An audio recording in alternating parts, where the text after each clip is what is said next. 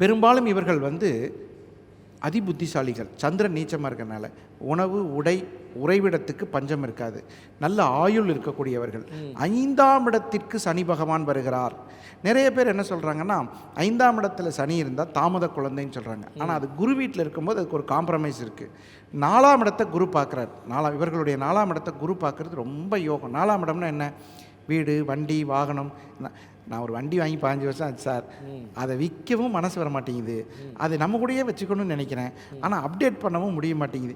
இந்த பிரச்சனைக்கெல்லாம் ஒரு தீர்வு வேணுமா இல்லையா? 4ஆம் இடத்தை குரு பார்க்கும்போது இவனோட யாரோ தெரிஞ்சவன், நீ என்ன விலை கேட்குறியோ நான் தரேன், என்ன விலை வேணும்? இல்லைப்பா நான் எனக்கு என்ன சொல்கிறது, இப்போ தான் 1 லட்ச ரூபா செலவு, அதையும் வாங்கிக்க, எனக்கு இந்த வண்டி வாங்கணும். என்னடா உனக்கு பிரச்சனைனா, இந்த வண்டியோட நம்பரும் என்னோட நெருங்கிய நண்பரோட டேட் ஆஃப் பர்த்தும் ஒன்று அப்படிமா, 9522 அப்படிமா. அது என்னடா 9522?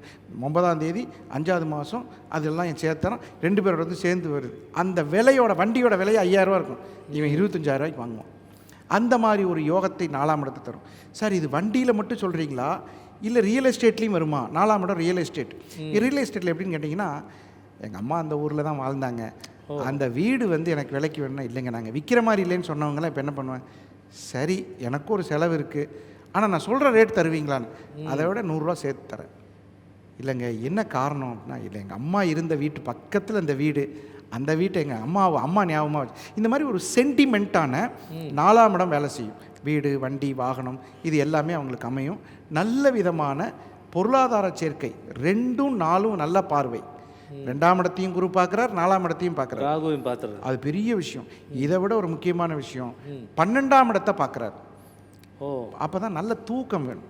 நீங்கள் என்ன சம்பாரிச்சு, என்னமோ ஒரு பழமொழி கூட இருக்குது, மெத்தை வாங்கினேன் தூக்கத்தை வாங்கலைன்னு.